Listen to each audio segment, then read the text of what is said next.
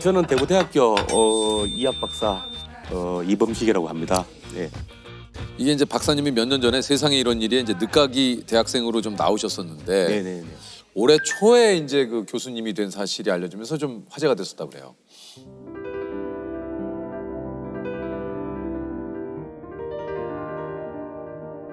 그때가 47살이었습니다.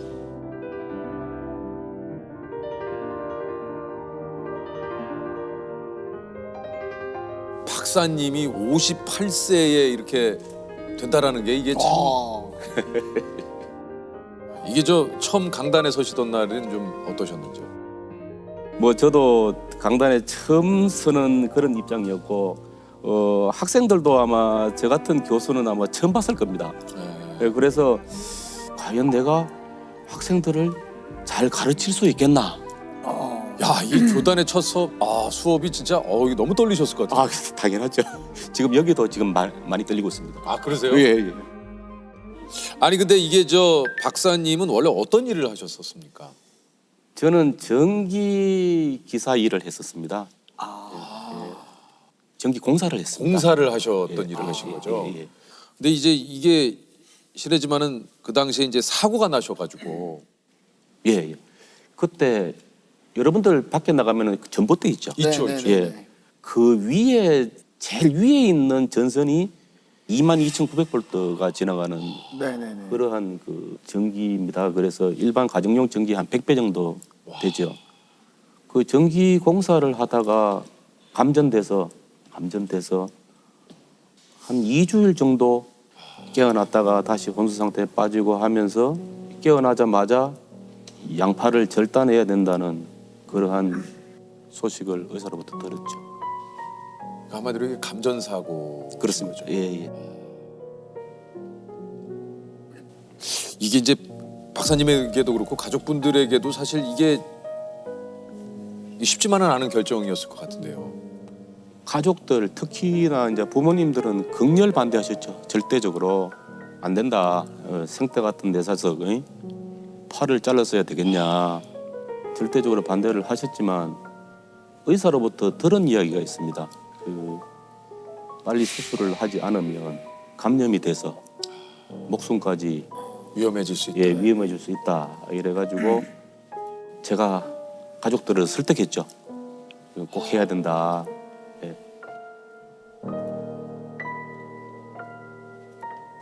그때 제 당시 나이가 22살이었어요. 22살에 사고가 나셨어요? 예. 그래서 22살 이범식 인생이 불쌍해서 참 많이 울었습니다. 예. 이게 참 정말 저는 희망을 바꿨습니다. 그래, 양팔이야 기왕 절단된 것이다. 다리가 두 쪽이라도 멀쩡하면 이 멀쩡한 다리를 통해서 내가 가고 싶은 곳에는 어디든지 다 갈 수 있지 않겠냐. 근데 또 이게 오른쪽 다리에도 전기독이 번진다고 오른쪽 다리마저 절단당하고 나서는 아이고. 진짜 희망마저 다 솔직히 말씀드리면 잃어버렸죠. 그래서 영원히 잠들었으면 하고 그렇게 생각할 때도 사실은 있었어요. 이게 뭐 지금이야 이렇게 얘기를 하시지만 병상에 계시면서 진짜 얼마나 수많은 생각이 또 드시고 하셨을까 하는 생각이 좀 듭니다. 내가 만약에 전기 일을 하지 않았다면 그리고 그날 그 현장에서 내가 일을 하지 않았다면 내가 가진 전 재산을 줘서라도 그 사고를 당할 그 시점으로 돌아갈 수만 있다면 돌아가서 나에게 그 자리에서 도망쳐 라고 이렇게 아마 이야기를 했었을 것입니다. 그런데 만약에라고 생각을 해봐야 마음만 더 아플 뿐이었습니다. 사실은 잠이 들었어요. 잠이 들었는데 새벽녘에 굉장히 환한 것을 느껴서 눈을 한번 떠봤어요. 눈을 떠보니까 그 사이에 눈이 더 내려서 바깥이 오유통 하얀색이었어요. 하얀색이었는데 그렇게 새하얄 수가 없었어요. 앞으로 어떤 세상이 펼쳐질지는 잘 모르겠지만 한번 살아보자. 이런 마음을 굳혔습니다. 이렇게. 그러셨군요. 사실 식사하는 거 뭐 이런 모든 것들을 그렇죠. 어떻게 보면 이제 적응을 해 나가셔야 됐을 텐데. 맞아요. 어머니가 이제 밥을 먹여주시는데 반찬의 순서도 바뀌고 속도도 바뀌고 네. 이러니까 사실은 여간 힘든 것이 아니었어요. 아유, 뭐 여간 정도가 뭐 아니었겠죠. 얼마나 힘드셨겠습니까? 예. 그래서 왼발로 한번 먹어보는 것이 어떨까? 왼발로? 요 생각을 했었어요. 예. 그래서 숟가락을 쥐고 왼발로 젓가락을 짚고 근데 이게 숟가락도 그럴 텐데 젓가락질을 이게 될 수가 있습니까? 숟가락은 한 1개월 정도 연습을 하셨어요? 예, 연습을 했고 젓가락은 이것을 벌리고 오므리고 하는데 6개월 걸렸습니다. 야, 그럼 그 꾸준히 그 연습을 하셨나요? 아, 그렇죠. 당연하죠. 그래서 그때 당시에 엄마가 그 담아준 그 김장김치 맛을 솔직히 뭐 아직까지 잊을 수가 없습니다. 그 젓가락으로 그 먹었던 그 김장김치 맛이. 6개월 만에 그 젓가락으로 그 그렇습니다. 김장김치를. 야.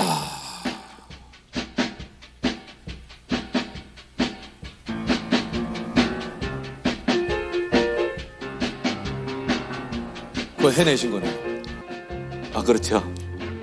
아, 좀 그 6개월째 어떠셨습니까? 이게 젓가락질을 딱 해서 내가 먹고 싶은 반찬을 딱 먹었을 때. 내가 먹고 싶은 것을 먹을 수 있고 예. 내 속도에 맞춰서 먹을 수 먹을 있지 수 있고. 않습니까? 예. 이 자체가 얼마나 크나큰 행복이겠습니까? 못 먹다가 먹을 수 있으니까. 요게 되니까 이제 좀 더 용기가 나더라고요. 네. 그래서 집에 있으면서 글씨 연습도 좀 했습니다. 글씨 연습도 예, 했어요.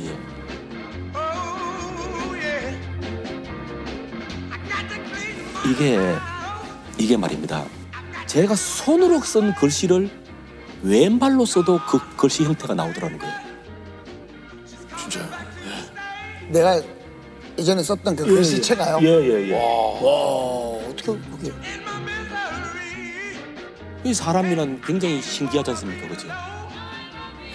글씨 연습하고 뭐 타자 연습도 하고 이렇게 다시 세상으로 나갈 어떻게 보면 준비를 다시 했다. 이게 사실 저 옆에서 지켜보는 가족분들의 마음도 참 좀 그러셨을 것 같아요. 가족들 앞에서는 좀 많이 웃으려고 그랬어요. 일부러라도 좀. 예. 엄마가 저한테 항상 이렇게 부를 때는 시가 이렇게 부릅니다. 네, 예. 시가. 그 천지신명께서 그 왼발 하나를 남겨둔 그것도 다 이유가 있을 거다. 그래서 힘들고 지치고 할 때 그 엄마의 그 따뜻한 그 마음과 그 지지가 저한테는 사실 큰 도움이 됐죠. 참 이게 또 참 어느 정도 일상생활을 하시게 될 수 있을 때 이게 또 회사에 또 나가셨다 그래요. 아, 예. 91년도에 아버지가 돌아가셨어요. 제가 집안의 맞입니다. 내가 할 수 있는 일이 뭔지를 한번 찾아봤습니다. 그때 저에게 다가온 것이 컴퓨터였어요. 컴퓨터요. 예. 컴퓨터에는 이제 예. 컴퓨터를 제가 배우고 그 다음에 아는 형님 회사에 예. 그 이제 취직을 했는데 하셨어요. 예. 그때 제가 맡았던 것이 이제 총무 그리고 이제 회계 이쪽을 제가 맡았는데 실질적으로 참 열심히 해도 그 일반 비장애인과의 이렇게 경쟁에서는 제가 사실 참 이길 수가 사실은 좀 없더라고요. 예, 그래서 사장님께서 부르시더니 회사 사정이 좀 힘들어지니까 너는 좀 관둬야 되겠다라고 이렇게 정리해고를 당했습니다. 그래서 제가 그때 사실 참 많이 울었습니다.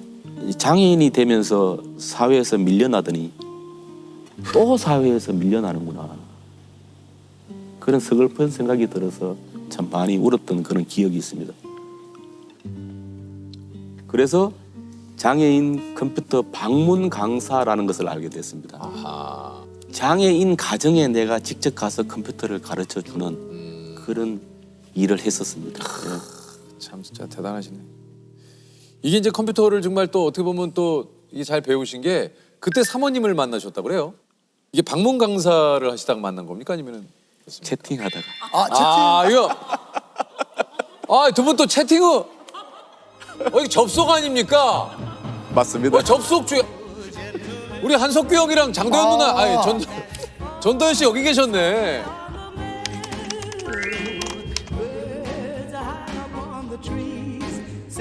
그러면 실례지만 어디 채팅해서? 넷마블. 넷마블에서.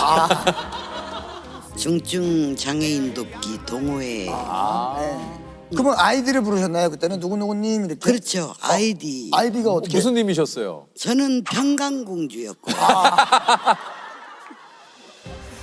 평강공주님이셨어요? 예. 그러면 우리 저 박사님은 저 사람은 처음에 이슬비라고 다니더라고요. 네, 이슬비? 47살에 학교 입학을 하셨고. 학교 입학을 하셨다고 했는데 이게 당시에 좀 대학을 가야겠다 생각하신 이유가 있습니까? 내가 이거 어떻게 살아야 되지? 이런 사실 고민을 굉장히 많이 했었습니다. 그때 이제 저희 아내가 그러면 공부를 한번 해봐라 라는 이런 조언이 있어가지고 진짜 아까도 얘기 드렸습니다만 이게 좀 쉽지는 않으셨을 것 같아요. 가장 힘든 부분은 사실은 등하교였습니다. 더더군다나 더 힘든 날은 비 오는 날이었어요. 그렇죠. 우산. 우산도 없이 가는 데다가 그리고 이게 올라가는 승강장 계단 자체가 미끄럽지 않습니까? 그렇죠.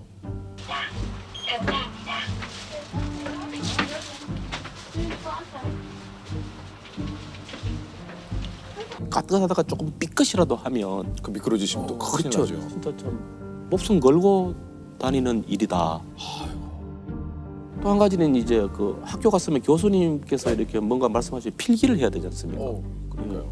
이제 교수님께 그 양해를 얻어가지고 교수님 앞으로 가서 앉아가지고 이제 왼발로 책에다가 이제 줄도 끊고 그리고 노트에다가 필기도 하고 그렇게 학교 생활을 계속했죠. 아니 근데 이렇게 그렇게 노력한 끝에 이게 장학금을 또 받으셨다 그래요. 제가 우리 과에서 4등을 했습니다. 와. 정말로 열심히 했어요. 그 일반 우리 친구들 2배, 3배 정도 했다라고 이렇게 보면 타당할 것 같습니다. 예. 앞으로 또 이뤄보고 싶은 계획이 좀 있으십니까? 그 일자리 지원 센터 같은 것을 하나 만들어 가지고 장애인들에게 일자리를 좀 제공해 주고 싶고 또 하나는 힘들고 어려운 사람들에게 희망과 용기를 전해 줄 수 있는 하나의 희망의 전도사가 되고 싶다. 이런 말씀을 좀 드리고 싶습니다. 우리 또 오늘 저 뭐 교수님을 통해서 또 많은 거를 또 오늘 또 저희가 느끼고 배웁니다. 예. 아닙니다. 우리가 실질적으로 이 장애라는 것은 신체 기능 중에 일부분의 불능 상태를 우리는 장애라고 그래요. 그런데 우리는 장애인이라 그러면서 모든 부분이 다 장애인 것처럼 이렇게 판단하는 경향이 있어요. 저는 이 장애 위에다가 자꾸 덧칠을 하는 것이 문제라고 봐요. 장애인은 저럴 것이다. 장애인은 이럴 것이다. 우리가 이렇게 하면 저분들은 어떻게 생각을 할 것이다. 그 사람은 그냥 그 장애인이 돼버리는 거예요. 그 장애인이 그냥. 그 부분만 좀 마음속에 가지시면 좀 장애인들을 이렇게 좀 대할 때도 편하게 대하지 않으실까 저는 그런 생각을 합니다. 이게 참 얘기를 듣고 보니까 저희가 조금이라도 이게 뭔가 조금 공부가 된다고 할까요? 우리가 다른 점이 있어서 불편함을 느끼시는 것 뿐인데. 그렇죠. 그러니까 그런 불편함도 장애를 느끼는 것에만 극한이 돼야지 그렇죠. 모든 것에 다 이게 할 수 없다. 네. 이렇게 생각하는 것은 그건 좀 잘못된 것이다. 맞습니다. 그러면 그건 편견이다. 예. 라는 얘기신 거죠. 그러니까 참 굉장히 중요한 얘기인 것 같아요. 예. 제가 살아가던 80년대는 저 장애인이라는 소리도 안 했어요. 병신이라고 이야기하고. 눈이 좀 누구는 큰 사람이 있고 눈이 좀 작은 사람이 있듯이 그 몸이 조금 불편한 사람이 있고 나름대로 건강한 사람이 있다. 이런 형태로 좀 봐줬으면 좋겠어요. 기왕이면 몸이 많이 불편한 사람을 사회에서 포용하고 사회에 진출할 수 있는 길을 열어준다면 우리나라가 정말 아름다운 그런 사회가 되지 않을까